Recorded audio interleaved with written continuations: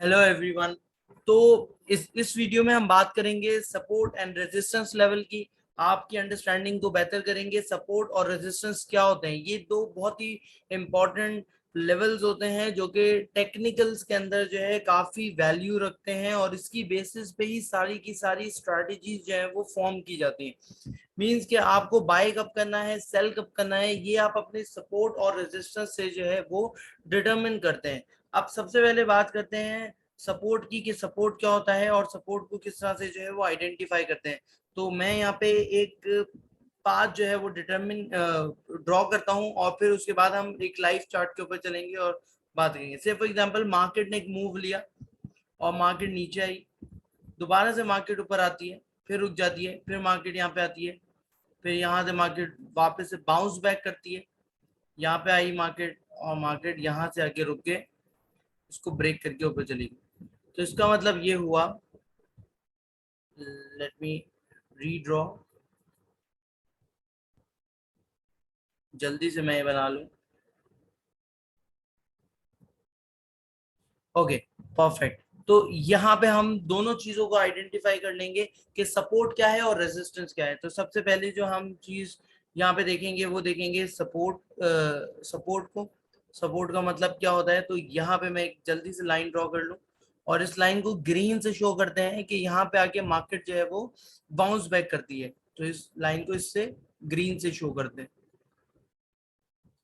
तो यहाँ पे जो इम्पोर्टेंट पॉइंट था हाईलाइट करने वाला, वो बेसिकली ये है कि स्टॉक के अंदर जब प्राइसेस की मूवमेंट होती है और जब सब चीजें हो रही होती हैं, तो उस टाइम पे जो टेक्नीशियंस होते हैं जो मार्केट को एनालाइज करते हैं, और वो अपने अपने लेवल्स को प्रिडिक्ट करते हैं, जहाँ पे बाइंग और सेलिंग जो है वो जनरेट होती है, जहाँ पे डिमांड या सप्लाई का जो कॉन्सेप्ट है वो अप्लाई होता है। तो उस चीज के ऊपर बात कर रहे हैं अभी हम, कि जैसे मार्केट जो है यहाँ से गिरना स्टार्ट होती है, तो जो टेक्नीशियन होते हैं वो मार्केट को पहले से ही प्रिडिक्ट कर लेते हैं कि मार्केट किस पॉइंट पे आके जो है ना वो रीबाउंड कर सकती है।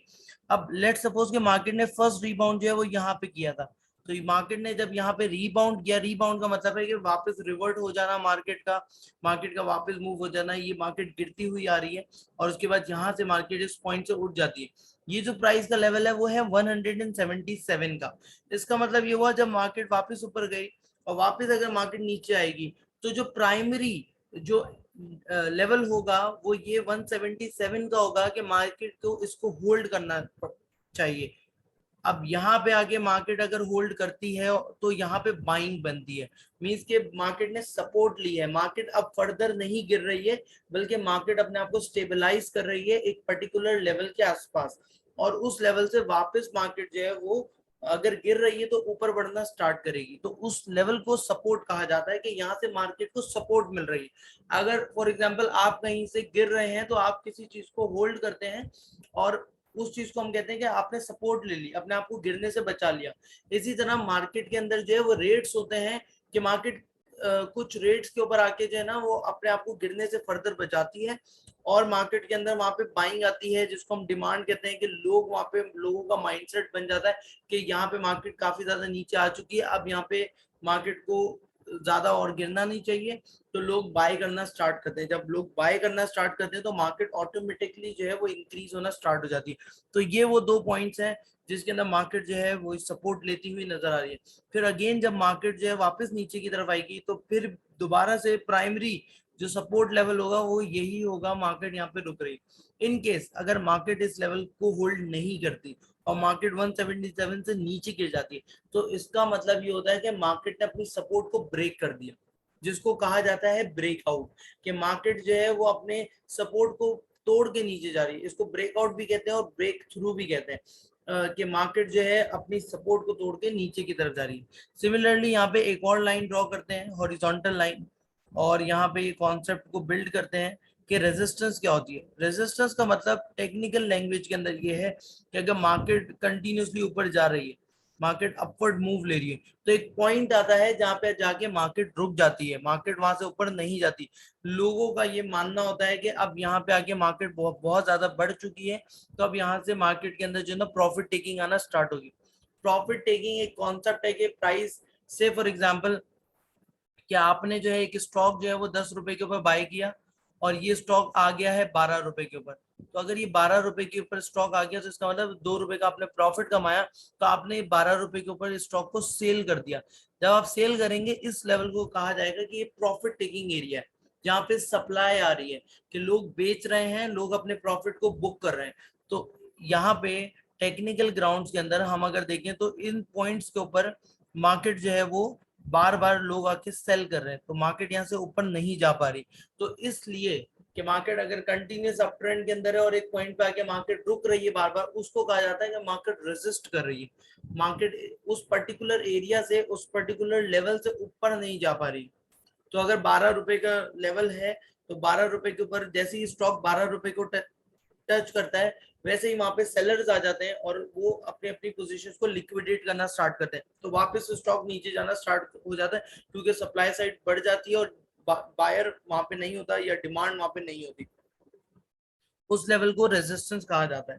तो होपफुली कि यहाँ पे आइडिया हो गया होगा कि आपको जो आप अपनी स्ट्रैटेजी बिल्ड करते हैं बाय एंड सेल की, वो स्ट्रैटेजी आपकी बेसिकली डिपेंड करती है सपोर्ट और रेजिस्टेंस को। सपोर्ट और रेजिस्टेंस वो प्राइसेस लेवल्स हैं जहां पे आके स्टॉक पर्टिकुलरली रुकता है, ऊपर बढ़ता है, या फिर स्टॉक जो है नीचे जाता है।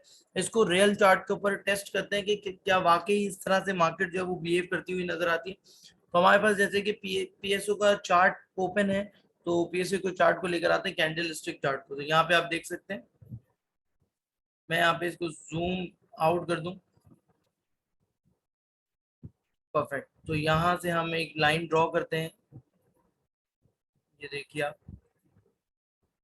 यहाँ तक की बात कर लेते हैं। तो अब अगर हम एनालाइज कर रहे हैं स्टॉक को, तो लेट से स्टॉक ने फर्स्ट टाइम यहाँ पे रेजिस्ट किया था, उसके बाद स्टॉक नीचे की तरफ आया, वापस जब ऊपर आया तो इस लाइन के ऊपर ही स्टॉक ने रेजिस्ट किया। इसको देखते हुए जो ये हाईज थे इनको हमने कनेक्ट कर लिया। आपको मैक्सिमम नंबर ऑफ जो हाईज होंगे उनको कनेक्ट करना होगा इस लाइन को ड्रॉ करते हुए, ताकि आपकी एनालिसिस और ज्यादा कॉन्क्रीट हो जाए। अब यहाँ पे भी देखिए कि जब स्टॉक ने वापस से रिबाउंड लिया तो वापस स्टॉक इस लाइन के ऊपर टेस्ट करके वापस नीचे चला गया। देन जब वापस आया है तो यहाँ पे अगेन वंस अगेन मार्केट ने इस लेवल को टेस्ट किया और फिर मार्केट जो नीचे चली गई। अब यहाँ पे आप देख लीजिए अगेन सेम एरिया, मार्केट जो है यहाँ पे रुक रही है।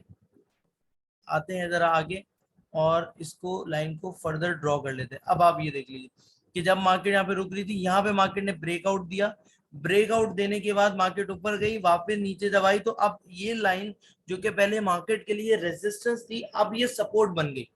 कि अब मार्केट जहाँ पे पहले यहाँ पे आके रुक रही थी, अब मार्केट यहाँ पे सपोर्ट लेने लगी, क्योंकि इन्वेस्टर का और ट्रेडर्स का माइंडसेट चेंज हो गया कि इतने टाइम से मार्केट जो है वो कंटिन्यूसली डाउन ट्रेंड के अंदर थी, अब मार्केट ने इस लेवल को ब्रेक किया है। जब ब्रेक किया है तो अब ये जो टेक्निकल लैंग्वेज के अंदर इसको कहते हैं change of polarity. That means के जो पहले रेजिस्टेंस थी अब सपोर्ट, या फिर सपोर्ट बिकम्स रेजिस्टेंस। तो ये वाला कॉन्सेप्ट जो अप्लाई होता है। अच्छा, अब इसको एक और एंगल से चेक करते हैं, जैसे कि अप ट्रेंड की बात की जाए यहाँ पे, तो ये लो एरिया था, मार्केट ने 108 का लो एरिया बनाया था। तो मैं यहाँ से ड्रॉ करने जा रहा हूँ लाइन को, यहाँ से ड्रॉ करूंगा इस तरह से ऊपर तक, यहाँ तक ड्रॉ कर लेते हैं। तो मान लीजिए कि हमने जो है यहाँ पे लाइन ड्रॉ कर दी है, अभी हमें आगे की मार्केट के मूवमेंट के बारे में नहीं पता है कि मार्केट कहाँ पे जा रही। तो सबसे पहले एरिया हमारा जो बेसिक रेफरेंस पॉइंट था वो ये था, ये प्राइस थी जिसकी बेसिस पे हमने लाइन ड्रॉ की, और सेकंड प्राइस ये थी। इसकी बेसिस पे आपने एक स्ट्रेट लाइन ड्रॉ कर दी। अब जब आपने स्ट्रेट लाइन ड्रॉ कर दी, अब मार्केट का मूव देखें कि मार्केट जब वापस से यहाँ पे आई है तो मार्केट ने इसको टेस्ट किया है और अपवर्ड मूव लिया, यहाँ पे ब्रेकआउट दिया। ब्रेकआउट देने के बाद अब ये लाइन जो है मार्केट के लिए रेजिस्टेंस बन गई। ये देखिए आप, यहाँ पे जो पहले सपोर्ट थी अब रेजिस्टेंस बन गई। यहाँ पे मार्केट ने फर्दर ब्रेकआउट दिया और that support line becomes resistance once again, और यहाँ पे मार्केट ने सपोर्ट ली और ऊपर मार्केट मूव हो गई। सपोर्ट और रेजिस्टेंस का जो कॉन्सेप्ट है in simple and layman terms, के सपोर्ट का मतलब है प्राइस अगर गिर रही होगी तो प्राइस वहां से नहीं गिरेगी, मतलब फर्दर उससे नीचे नहीं जाएगी, उस चीज को, उस लेवल को सपोर्ट कहा जाता है। और अगर प्राइस बढ़ रही है और बढ़ती हुई प्राइस जो है बेसिकली किसी जगह पे किसी लेवल पे जाके रुक जाए और उससे ऊपर ना बढ़े, तो उसको रेजिस्टेंस कहा जाता है। तो बेसिक स्ट्रैटेजी जो होती है लॉन्ग पोजीशंस की, लॉन्ग पोजीशन मतलब कि आपने बाय एंड होल्ड स्ट्रैटेजी रखनी है, तो आप सपोर्ट पे बाय करते हो और रेजिस्टेंस पे सेल करते हो। तो बेसिक स्ट्रैटेजी ये फॉलो होती है, आप चाहे किसी भी मार्केट में काम कर रहे हो तो वहां पे सेम कॉन्सेप्ट अप्लाई होते हैं। Thank you for watching this video.